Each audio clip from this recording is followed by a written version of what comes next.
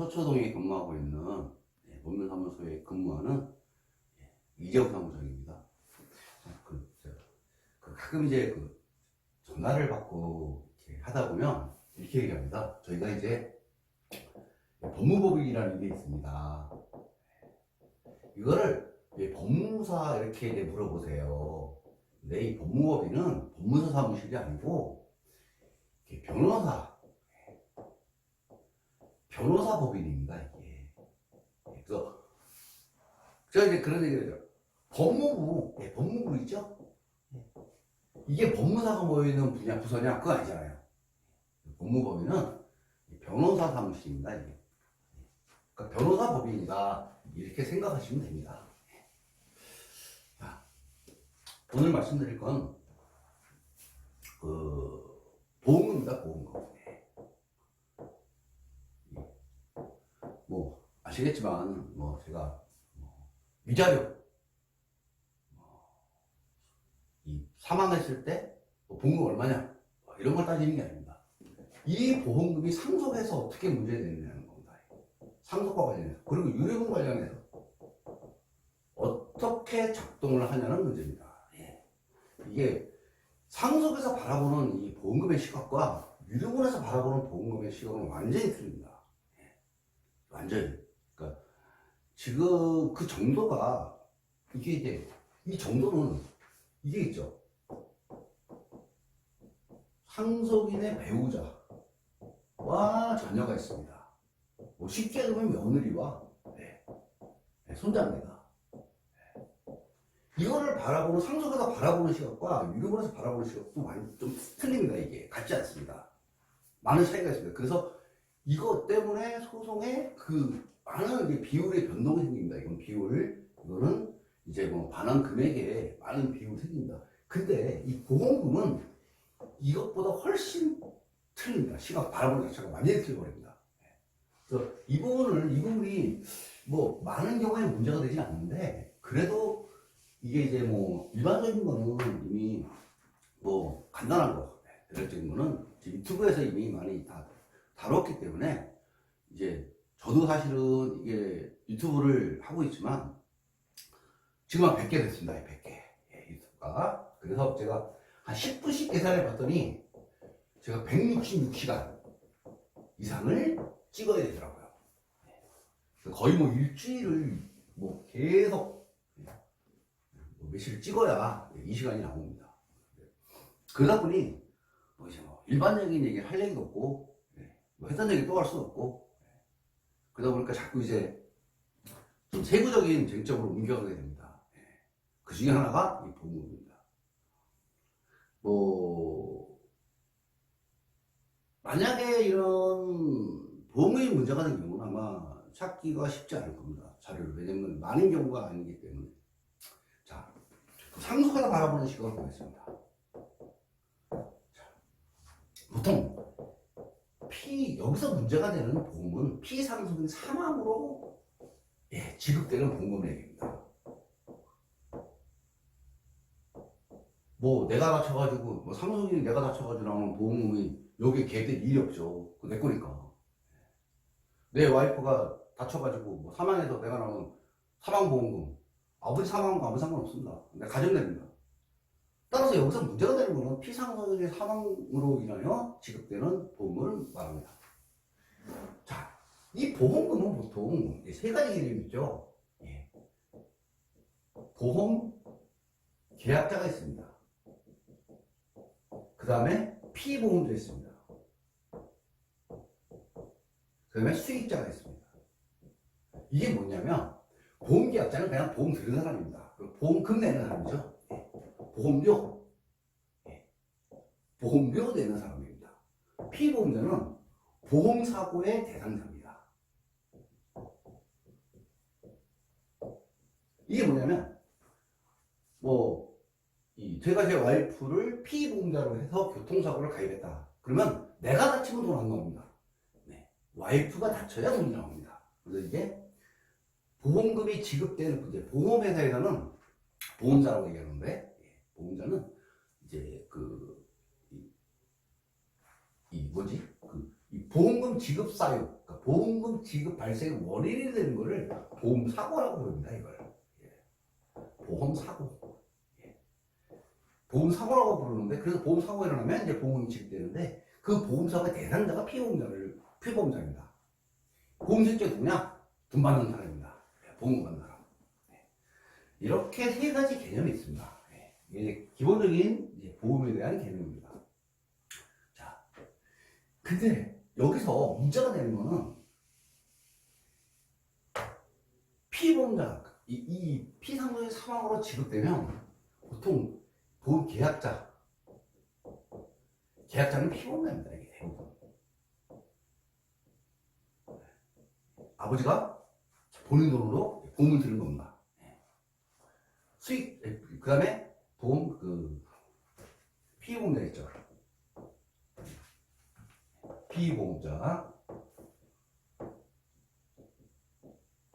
피보험자도 역시 아버지입니다. 보험자. 이것도 이제 아버지가 되죠, 보통. 물론 뭐, 피상속이 어머니가 될 수도 있고, 형제가 될 수도 있지만, 일단은, 뭐, 아직까지 우리나라에서는 재산 분쟁이 일어났을 때, 뭐, 7대3으로 아버님의 경우가 많습니다. 그래서 아버님을 대표적으로 예를 듭니다. 수익자. 요게 문제입니다. 요게 지정을 할 수 있습니다. 지정하는 경우가 있고, 법정 상속인, 이렇게 되는 경우도 있고, 그 다음에 공변으로 나타나는 경우가 있습니다. 요 지정된 경우도 피보험자, 아버지가 되는 경우도 있고, 상속인 중 누군가가 되는 경우도 있고, 그리고 제3자가 되는 경우가 있습니다. 이 제3자는 보통 며느리나 손자를 의미합니다. 아버지가 생뚱모른 남에게 보험금을 수령하라고 기재하지 않습니다. 일반적으로는 이제 이렇게 구성이 됩니다. 네.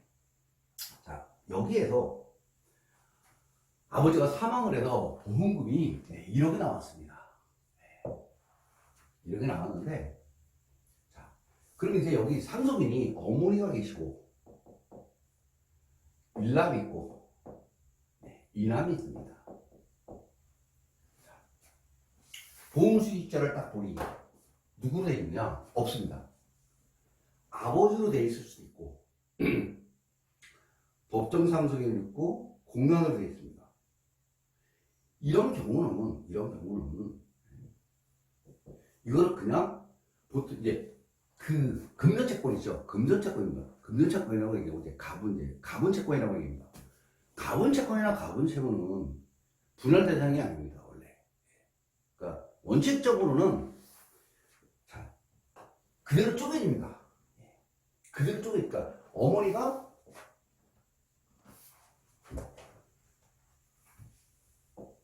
(7분의 3) 일남이 (7분의 2) 이남이 (7분의 2) 지분대로 1억을 나눠 가지면 됩니다.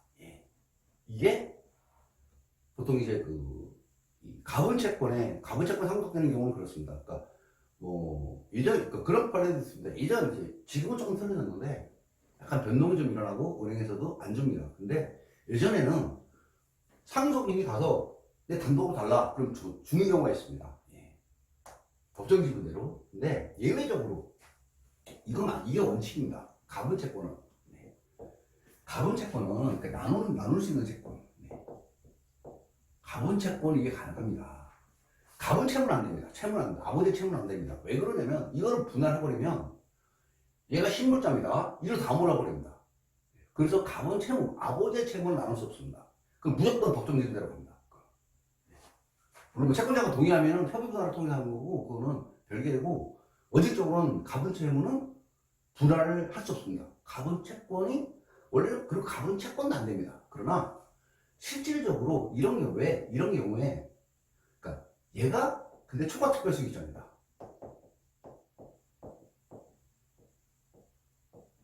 초과특별수익자면 원래는 이 보험금에서 7분의 1을 가져가면 안 됩니다. 이게 원래는 상속을 받을 수 없는 거거든요. 물론 민법적으로 이 지급보험금은 상속재산이 아닙니다. 원래대로 오면 검색해 말하면 상속재산이고 상속의 고유재산입니다. 왜 그러냐면, 자, 여기서 이제 뭐 이게 뭐 한정승이나 상속포기 이런 거하고 연관이 되어 있습니다. 자, 지급보험금은 원래 보험료를 아버지가 내잖아요. 그걸 돌려주는 게 아닙니다. 그거는 해약 환급금입니다. 이거는 이거 상속재산입니다. 아버지가 자동차 보험을 100만 원 들었는데 들고 다음날 들어갔습니다. 그럼 그 차도 파손되고 완전히 폐차돼 버리고 또 자동차 말소하고 보험금을 일부러 돌려갔습니다. 왜? 뭐 1년 365일에 돼서 그래서 100만 원 했는데 일주일만 돌아가시면 나머지 기간은 뭐 보험금 가입의 여지가 없기 때문에 나머지 기간을 돌려줍니다. 물론 뭐 그 365에서 남은 기간을 일수로 계산하지 않습니다. 왜냐하면 보험자가 부담한 수수료라든가 이런 게 있기 때문에 그러다 하여튼 얼마 돌려줍니다. 그거는 상속재산입니다. 왜냐하면 보험료에서 반환받는 거기 때문에. 근데 이 보험금은 그게 아니고 아까 말씀드린 보험 사고가 발생을 하면 상속인들에게 보험금 지급 청구권이 발생합니다. 이 보험금 지급 청구권은 상속인의 고유 권리입니다. 보험료를 주는 게 아니고 보험 사고를 전제로 보험 수익자에게 보험금 지급 청구권이 발생하게 되면 고유자산입니다. 이게 상속재산과 구분되는 겁니다. 이게. 그래서 원래 고유자산인데 이 상속에서는 일부 이거를 예금은 확실합니다. 예금은 대부분에서 초과특별수익자가 있는 경우는 원래 예금 반환 청구 채권은 가분채권이지만 초과특별수익자가 있는 경우에도 이거를 가분채권에서 법정 상속 지분대로 분할한다면 초과특별수익자가 부당한 이익을 취하게 된다. 그렇기 때문에 예외적으로 이 초과특별수익자가 있는 경우에는 이 가분채권이라 하더라도 분할 대상에 포함한다. 이게 대법원의 입장입니다. 그래서 예금채권 같은 건 확실한데 아직 이 보험금에 대해서는 제가 이런 확실한 판례가 없습니다. 그러나 제 개인적인 입장은 이것도 마찬가지로 여기에 산입해야 된다. 가분채권을 산입해서 이것도 분할 대상으로 잡아야 된다라고 주장합니다. 그 이유는 이 지급보험은 사회중개라고 봅니다. 그러니까 아까 말씀드렸듯이 보험 수익자를 상속인으로 지정을 하면 사회중개는 이거 특별수익으로 봅니다. 그렇기 때문에 뭐 제가 이제 사건을 하다 보면 뭐 학업심에서 보험금이 나오는 경우가 종종 있습니다. 이럴 때 이걸 다 특별수익 사회중개로 봅니다. 판결도 그렇게 합니다. 그래서 이것도 마찬가지로 분할돼야 된다는 게 저의 생각이고 그렇게 주장하시면 큰 문제가 없을 겁니다. 그래서 이렇게 되면 상속 분할에서는 지금 상속에 얘기하는 겁니다. 상속 재산 분할에 얘기하는 겁니다. 이런 건 아닙니다.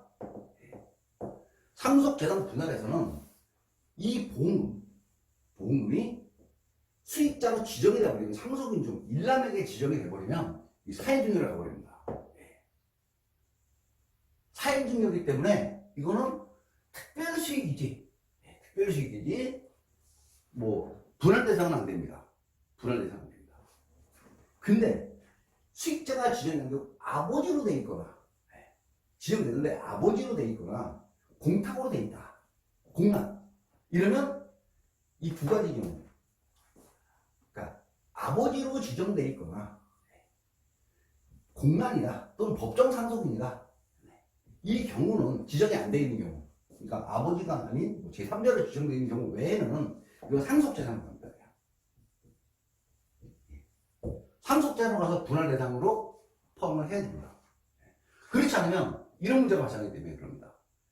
초과특별수익자에게 다시 또 이 보험금으로부터 받아가야 되는 수익을 취하게 되는 이런 문제가 발생하니까 이거는 상속재산 분할 대상으로 집어넣습니다. 자, 근데 여기에서 보험수익자를 며느리나 손자로 한 경우는 어떻게 할 것이냐 하는 문제입니다. 또 이런 경우에는 상속에서는 요거 제가 이제 유료금과 관련돼서 가장 큰 차이 중에 하나이기 때문에 말씀드립니다. 며느리나 손자인 경우는 어떻게 볼 것이냐. 이거는 며느리 손자는 그 일반 상속법리로 갑니다. 뭐냐면 며느리와 손자에게 대한 증여가 일남에게 대한 증여가 다름이 없다면 이거를 일남의 특별수익으로 본다. 이렇게 갑니다. 그래서 뭐 특별한 이유가 없다면 아마 일남의 특별수익으로 들어갈 확률이 높습니다. 물론 뭐 다른 사유가 있으면 뭐 특별한 그게 있다면 또 모르겠습니다. 뭐 학자금 이 보험금이 학자금이다. 그러면 또 모르죠. 근데 뭐 어차피 학자금도 원래는 일남이 부담하는 거였으니까 실제로 경제적 이득을 본 건 일남이니까 학자금 같은 경우는 일남에게 특별식이 되겠죠. 근데 뭐 이 손자가 뭐 나이가 뭐 30대, 40대 막 이러면 또 얘기가 틀립니다. 자, 정리하겠습니다. 상속재산 분할 소송에서 사망보험금은 그 수익자가 그 제3자 또는 이 상속인으로 지정되어 있는 경우는 상속인의 누구로 딱 한 명, 뭐 갑돌이, 을돌이 그러니까 이름을 명기해서 딱 지정되어 있는 경우는 특별수익으로 봅니다. 이걸 특별수익으로 가져가 잡습니다. 근데 그게 아니고 뭐 돌아가신 분, 아버님 또는 공란 또는 법정 상속인 태반이 되었습니다. 많은 경우가 그런 경우는 상속재산으로 갑니다. 그냥 상속재산. 그래서 분할에 넣어버립니다. 분할에 넣어버립니다. 자, 다시 정리합니다. 상속재산 분할 소송에서 자, 지우고 정리해서 말씀드립니다.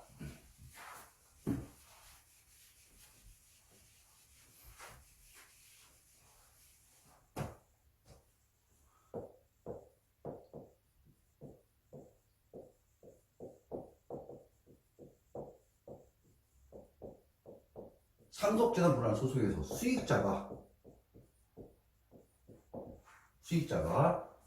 상속인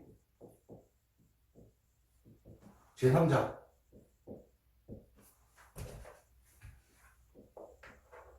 이건 뭐 며느리나 보통 손자가 됩니다.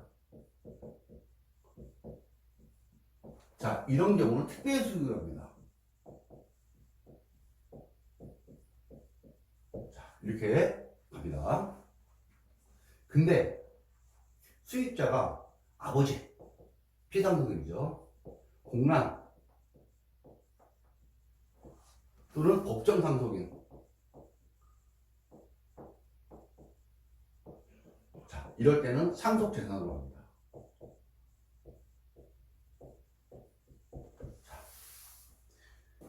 왜 그러냐면 이때는 사실 문제가 안 됩니다. 이때는 뭐 이거 가지고 이제 쟁점이 생깁니다.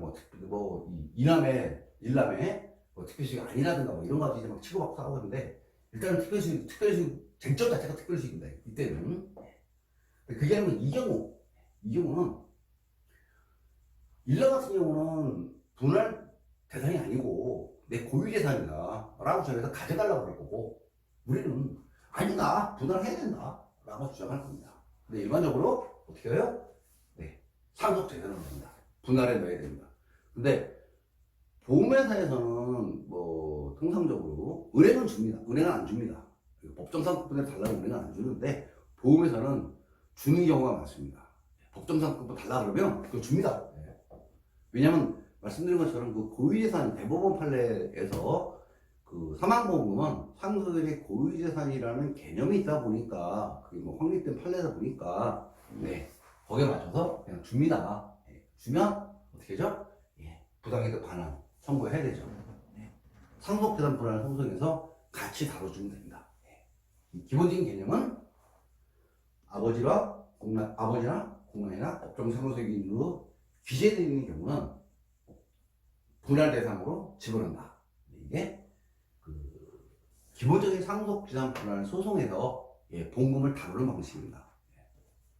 지금 유류분의 이건 이제 원래 제가 말씀드리고자 했던 게 유류분입니다. 유류분에서 보험금이 어떻게 작동하느냐, 유류분에서 보험금이 어떻게 작동하느냐인데 요걸 이제 상속기간 분할과 비교를 하기 위해서 말씀드리는 겁니다. 이제 다르기 때문에 그렇습니다. 같으면 뭐 그냥 묶어서 말씀드리면 되는데 좀 다르다 보니까 비교해서 보여줘야 이해가 됩니다. 사실 뭐 말씀드려도 한 번 강의 듣는다 그래도 금방 이해하기 쉽지 않습니다. 그러나 뭐 이 강의 중에 본인한테 맞는 것만 딱 뽑아서 적용하는 건 어렵지 않으니까 그래서 말씀을 드립니다. 지금 곧바로 유료분에 대해서 말씀드리면 힘드시니까 좀 쉬었다가 저도 조금 쉬고 다시 그 이름과 모음과의 관계 말씀드리도록 하겠습니다. 조금 쉬었다가 다시 시작하겠습니다. 네.